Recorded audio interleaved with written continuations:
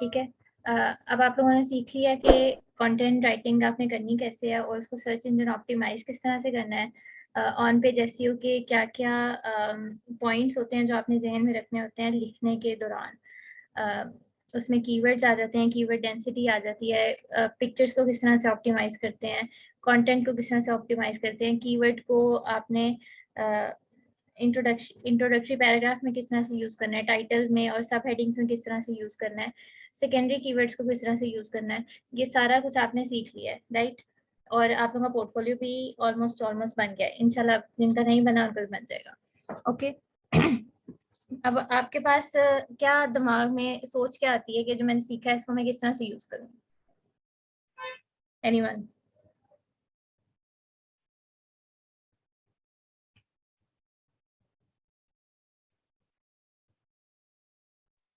Ma'am ये इसमें यही है कि आप पहले तो ब्लॉग्स कुछ क्रिएट करें अपने, और फिर वही फ्रीलांसिंग जो प्लेटफॉर्म है, मेरे तो माइंड में सबसे यही पहले है कि हाँ, सबसे ब्लॉग्स जो हमने सीखा है अभी तक, ब्लॉग्स और प्रोडक्ट रिव्यू वगैरह, वो लिख के ना हाँ, अपलोड करना चाहिए प्रोफाइल पे, ताकि लोगों को पता चले कि है क्या असल, मतलब वो तो अगर वो ठीक है लिखवाना भी ना। चाहें। आपके 3 हो गए अपलोड, ठीक है, आपके तो 3 हो गए ना।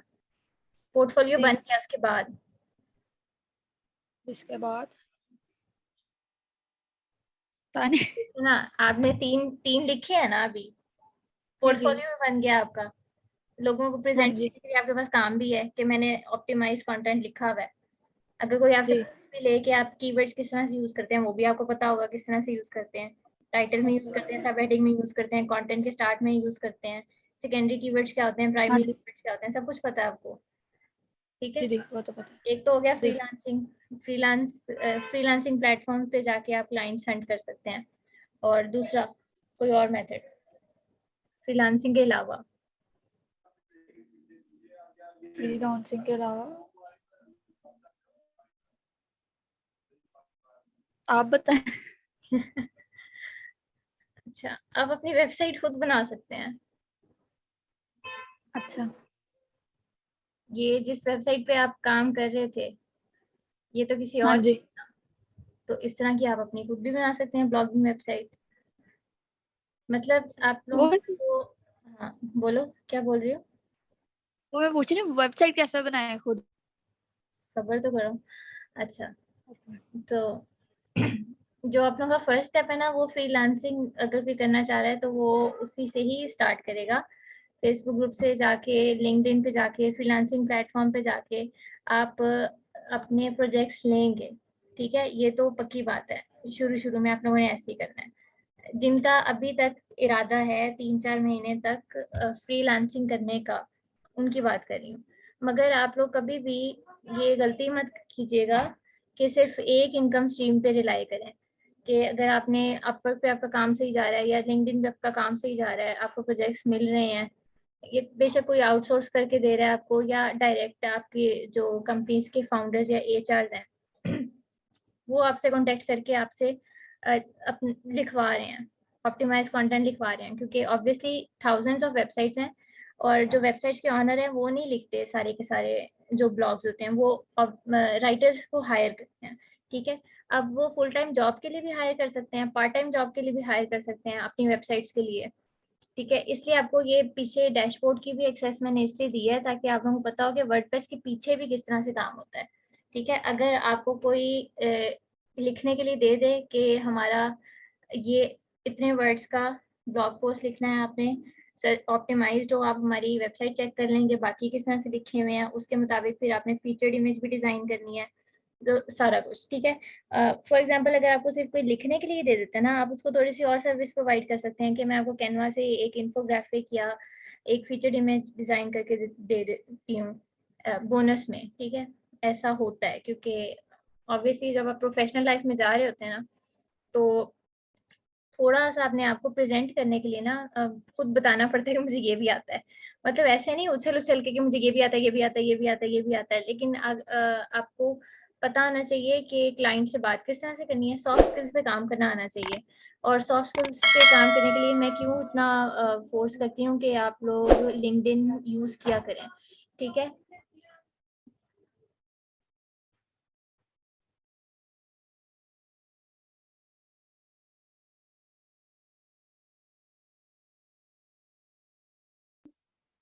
जी मैम मेरा है। गुड। और मैम मेरा भी है, सबका है। आई थिंक सो हानिया का भी होगा। आनिया हामिद रेज हैंड। अच्छा, ये फेसबुक के लिए हैंड रेज किया है कुछ बोलने के लिए? अच्छा, फेसबुक के लिए किया। अच्छा, जो एक सबसे आसान तरीका भी है और एफपी के लिए, ओके, और बिगिनर्स के लिए भी सही रहता है, क्योंकि फ्रीलांसिंग प्लेटफॉर्म पे और लिंक्डइन पे आपको थोड़ा सा टाइम इसलिए भी लग सकता है, आपकी प्रोफाइल ऑप्टिमाइज करने के लिए, आपको क्लाइंट्स लैंड करने के लिए थोड़ा सा ज़्यादा टाइम और लग सकता है। तो अगर आप फेसबुक खोलें, फेसबुक पे सर्च बार में जाएं, आप लिखें content writing, content writing, yes, ठीक है, ये सर्च किया आप, फिर आपने जाना है इधर ग्रुप्स में, ठीक है। कंटेंट राइटिंग से रिलेटेड जितने भी ग्रुप्स हैं ना, वो आपने ज्वाइन कर लेने हैं। जैसे ये ग्रुप है, और आपने मेंबर्स की तादाद भी चेक कर लेनी है। इसमें 22.1 के मेंबर्स हैं, इसमें 82 के मेंबर्स हैं, इसमें 50 के मेंबर्स हैं, ठीक है। ये भी आपने चेक कर लेनी है, और यहाँ से आपने ग्रुप्स ज्वाइन कर लेने हैं, ठीक हो गया। अब ग्रुप ज्वाइन करने के बाद आपने ग्रुप खोलना है। अब जब भी आप पिच कर रहे होते हैं ना क्लाइंट को, आपने किसी भी कोई आपको क्लाइंट चाहिए, उसके दो तरीके होते हैं क्लाइंट लैंडिंग के। एक ट्रेडिशनल तरीका होता है, एक नॉन ट्रेडिशनल तरीका होता है, कि एक क्लाइंट ने इन्हीं ग्रुप्स के अंदर कुछ हायर भी कर रहे होंगे लोग, और कुछ मतलब हायरिंग की पोस्ट भी डाल रहे होंगे, और कुछ ऐसे लोग होंगे जो अपनी सर्विस प्रोवाइड करने के लिए पोस्ट डाल रहे हैं, ठीक है। फॉर एग्जांपल अगर हम ये देखें, ये तो ठीक है, अब ये है,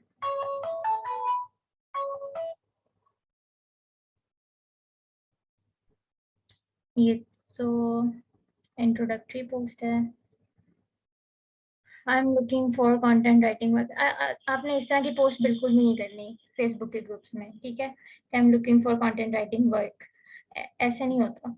तो अब आपने करना क्या है कि आपने अच्छी सी पोस्ट ऐसे डालनी है, जैसे ये are you content writer, we are hiring content writers, और यहाँ व्हाट्सएप पे आपने इनसे कांटेक्ट करना है। अब कांटेक्ट करने के लिए आप प्रॉपर तरीके से मैसेज किस तरह से करेंगे कि मैं राइटर हूँ, कैसे उनको बताएंगे, मतलब बात किस तरह से करेंगे?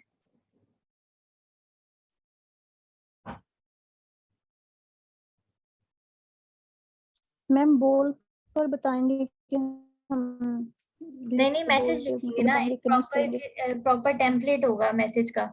और वो मैसेज हाँ होगा जी। क्या, शुरू कैसे होगा कि मैं राइटर हूँ मुझे रख ले?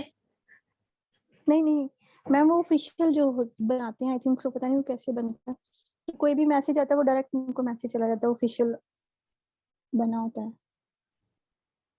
नहीं नहीं, देखें, ये आपको ऐड नजर आया किसी ग्रुप में, we are hiring content writers पे लिखा हुआ है, ठीक है। और वो कह रहे हैं कि आप यहाँ कांटेक्ट कर लें, तो आप इनसे, आपने व्हाट्सएप का नंबर सेव कर लिया, अब आप इनको कैसे बताएंगे कि आप राइटर हैं?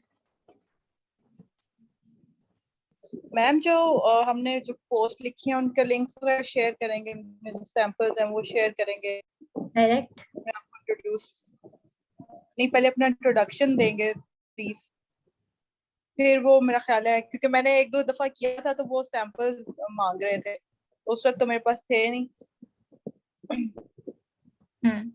अच्छा, उसके लिए आपने आपका प्रॉपर टेम्पलेट होना चाहिए कि आपने सबसे पहले तो हाय लिख दिया जो भी, और जिसने भी पोस्ट की हुई है ना उसका नाम आपने डायरेक्ट लिखना है, मैम या सर वगैरह नहीं लिखना, ठीक है। ये था उमर था कोई, ठीक है, हाय उमर ही लिखना है, ठीक है, फिर कॉमा। उसके बाद आपने डायरेक्ट ये नहीं बताना कि मैं कंटेंट राइटर हूँ, या मेरे पास इतना इतना मेरा एक्सपीरियंस है, इतनी मैंने ब्लॉग पोस्ट लिखी हुई है, ये मेरा पोर्टफोलियो चेक कर लें, ऐसे नहीं करना। आपने इसको प्रॉपर पहले बताना है कि मैंने आपकी पोस्ट देखी कहाँ पे, फेसबुक पे, मैं वैसे ही सर्फिंग, वैसे ही नहीं, कि मैंने फेसबुक ग्रुप में आपकी पोस्ट देखी, और मुझे फिर ये पता चला कि आप कंटेंट राइटर की तलाश में हैं, तो फिर मुझे ऐसा लगा कि मैं इसमें फिट आ रही हूँ, या जो भी आप पे लिखना है। कुछ ऐसे मैसेजेस हैं, मैं उनके टेम्पलेट्स आपको ग्रुप में शेयर कर दूंगी, उससे आपको आइडिया हो जाएगा कि किस तरह से आपने कस्टमाइज करके अपना जो मैसेज है, जो अपना कवर लेटर है, उसको भेजना है क्लाइंट को, ठीक है। उसके बाद नीचे आपने अपना पोर्टफोलियो का लिंक देना है और एंड पे आपने looking forward for your response and all that ये लिख के रिगार्ड्स और अपना नीचे नाम। ओके। और अगर आपसे रिज्यूमे मांगे वो तो आपके पास रिज्यूमे भी होनी चाहिए। तैयबा, आपको रिज्यूमे बनाने आती है? यस मैम, मैंने एक दफा बनाई थी। अच्छा, मुझे जो आप लोगों ने रिज्यूमे बनाई है ना, मुझे लिंक सेंड कीजिएगा, बल्कि मुझे शेयर कीजिएगा जो आप लोगों ने बनाई हुई है, ठीक है? ताकि फिर मैं देखूं कि जो हमारी यूनिवर्सिटी मतलब ऑफिस के लिए जो होती है वो वाली हाँ जॉब्स के लिए जो दीजिए, ठीक है। हाँ।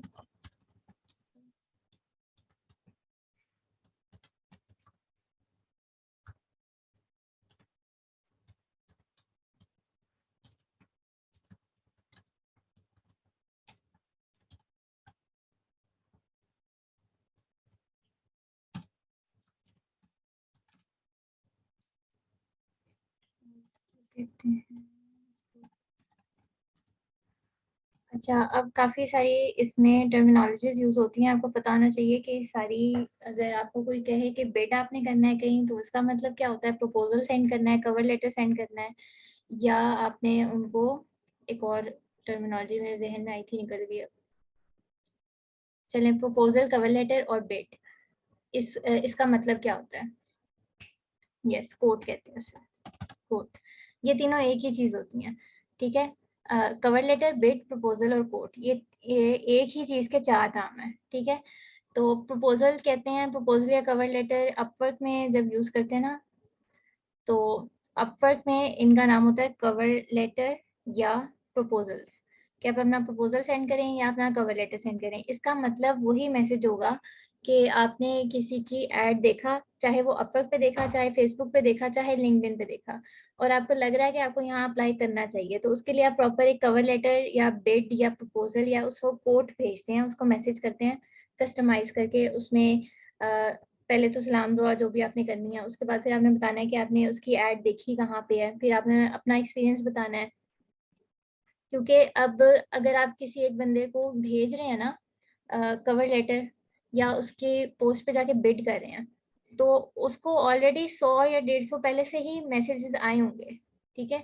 अगर इसके नीचे हम देखें, इस पे 10 कमेंट्स तो खाली सिर्फ कमेंट्स हुए हुए हैं, अभी इसके अंदर जाके अच्छा, अब ये 10 भी पूरे नहीं हुए हुए, 23 आवर्स हुए हैं, जो भी हैं। तो जो अपवर्क वगैरह पे या लिंक्डइन पे या कहीं पर भी और जितने भी हायर करते हैं ना लोग, उनके पास पहले से ही 150-200 प्रपोजल्स पड़े होते हैं। और अपवर्क पे तो आपको पता भी चल जाता है कि कितने प्रपोजल्स इस जॉब पे सेंड कर दिए गए हैं, ठीक है? तो इसलिए आपने अपना जो प्रपोजल है वो इतना अच्छा और इतना अपीलिंग बनाना है कि उसको कोई और प्रपोजल पढ़ने का दिल ही ना करे। फॉर एग्जाम्पल, एक पेज है, एक पूरा पेज शो हो रहा है, उसमें 50 प्रपोजल हैं और सबका टेम्पलेट ही सेम है, मैं कैसे उसमें, मैंने किसी को हायर करना है, तो मैं किसको हायर करूंगी उन 50 लोगों में से? मतलब एक 50 कवर लेटर का मेरे पास पूरा पेज पड़ा हुआ है, उसमें 10-10 लाइनों के कवर लेटर सबके लिखे हुए हैं, तो अब मैं कैसे डिसाइड करूंगी कि किसको जॉब देनी चाहिए?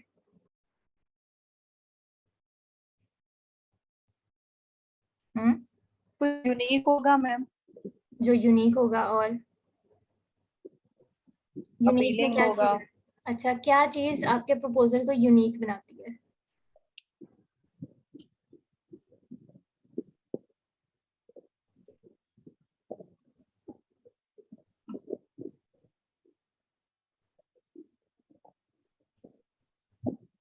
हम्म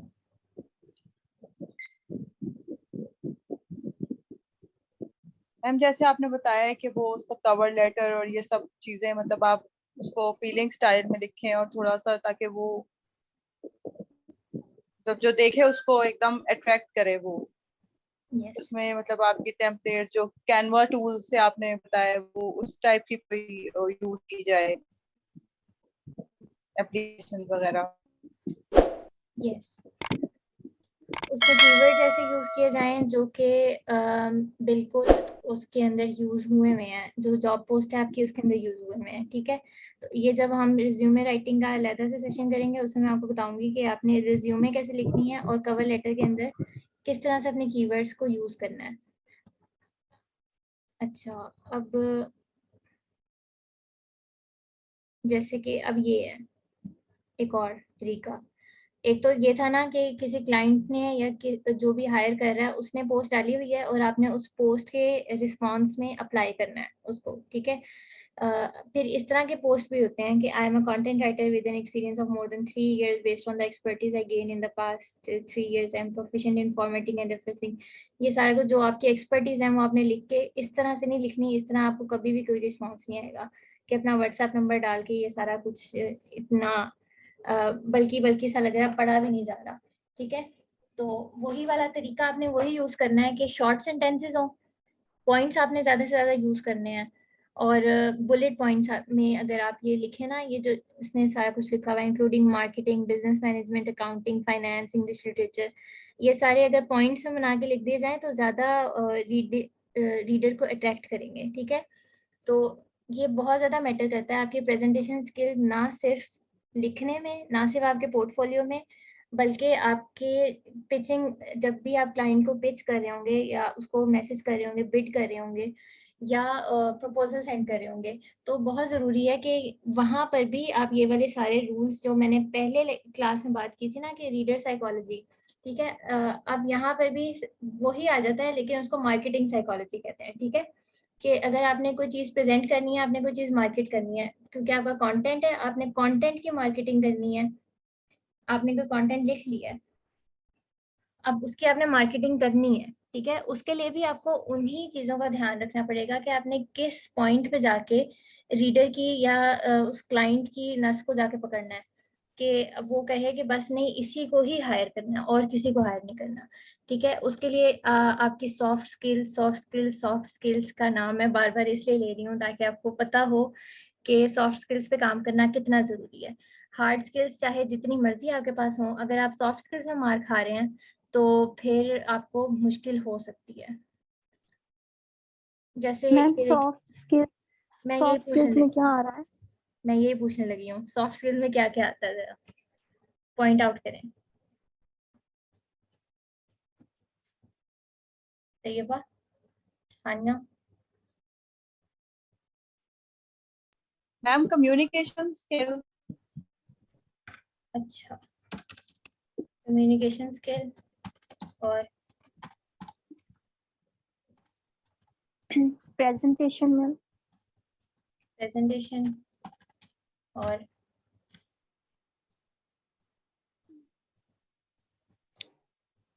और क्या हो सकते हैं? हम्म, और अट्रैक्टिव पोर्टफोलियो। वो तो हार्ड स्किल में आ गया ना कि आपने पोर्टफोलियो बना दिया, वो अच्छा प्रेजेंटेशन में आ अच्छा। जाएगा कि आपने प्रेजेंट कैसे किया। आपकी टाइम मैनेजमेंट। मार्केटिंग भी, टाइम मैनेजमेंट और मैम क्विकली रिस्पॉन्स जो है टाइम मैनेजमेंट में ही आ जाएगा ना? हाँ, कोई टाइम मैनेजमेंट में ही आ जाएगा, रिस्पॉन्सिव कह लें आप। ठीक है। उसके अलावा रेजिलिएंट, रेजिलिएंट की स्पेलिंग क्या थी, जो भी है गलत है, ठीक है।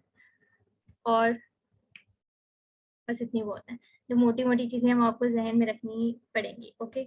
जो आपके अब पिचिंग करने के लिए, क्लाइंट लैंड करने के लिए जो प्रपोजल होना चाहिए, और आपने हर किसी से बात किस तरह से करनी है, अस्सलाम वालेकुम नहीं कह लेना कि अस्सलाम में पहले अस्सलाम का मैसेज कर दिया, फिर उसके पहले रिप्लाई का वेट किया, फिर उसको पूरा हाउ आर यू एंड ये सारा कुछ नहीं करना, ठीक है। आप अपने प्रोफेशनल टोन रखनी है आपने, ठीक है। और ये हर जगह होता है, आपने स्कैम से नहीं घबराना कि फेसबुक पे स्कैम्स होते हैं तो लिंक्डइन पे होते हैं या अपवर्क पे होते हैं, फाइवर पे होते हैं या freelancer.com पे होते हैं। स्कैम्स हर जगह होते हैं। स्कैम्स का इससे ताल्लुक नहीं है कि कौन सा प्लेटफॉर्म आप यूज़ कर रहे हैं। स्कैम्स का ताल्लुक इससे है कि आपको कैसे पता चल रहा है कि अगला बंदा प्रोफेशनल है कि नहीं, ठीक है। ये तो तब पता चलेगा ना जब आपका एक्सपोजर ज़्यादा से ज़्यादा होगा, जब आप लोगों से बात करना शुरू करेंगे ज़्यादा से ज़्यादा, शुरू में आपको 3-4 लोग स्कैम कर भी देंगे तो उसमें घबराने की कोई बात नहीं है, ठीक है।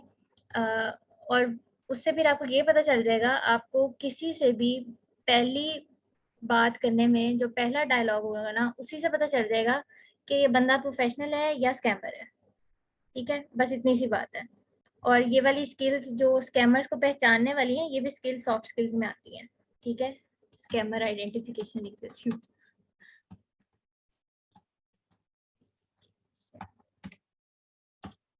ठीक हो गया। और प्रोफेशनल टोन कैसे मेंटेन होगी, कैसे पता चलेगा कि आप प्रोफेशनल हैं?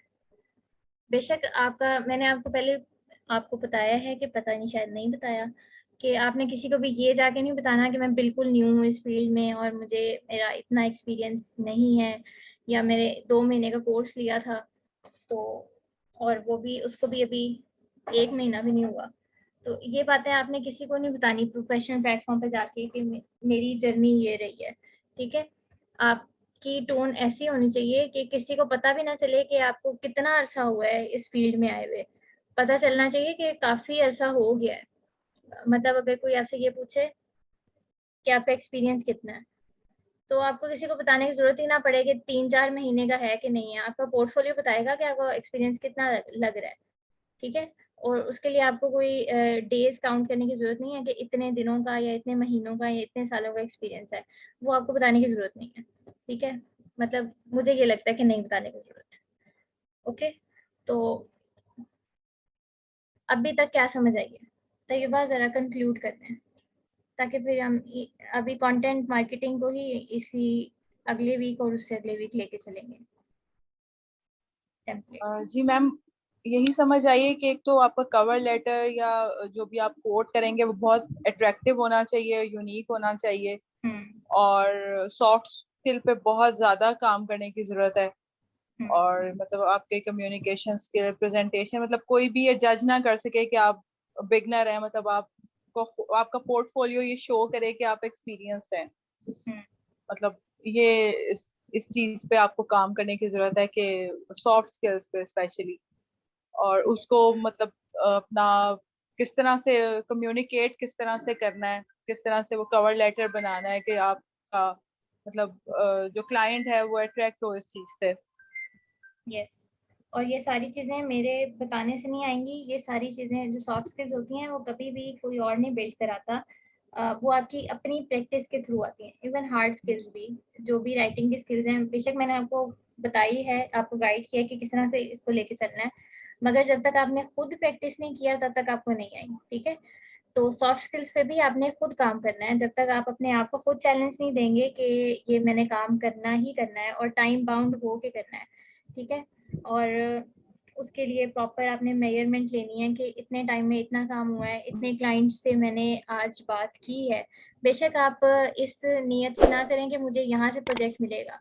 सिर्फ अगर आप इस नीयत से करें ना कि मैंने ज़्यादा से ज़्यादा अपनी स्किल्स पे काम करना है, और वो कैसे आएगा, लोगों से बातें करके, नेटवर्किंग करके। बातें मतलब गप्पे नहीं, प्रोफेशनल जो टॉक्स होती हैं कि आपने नेटवर्क बढ़ाना है अपना, और लोगों से प्रोफेशनल वे में बात किस तरह से करनी है। अगर आपसे शुरू में नहीं हो रही, इसका मतलब ये नहीं है कि आप किसी को ब्लॉक ही कर दें कि नहीं मुझसे नहीं हो रहा तो अब मैंने इसे बात ही नहीं करनी। ऐसा नहीं करना आपने। तो अगर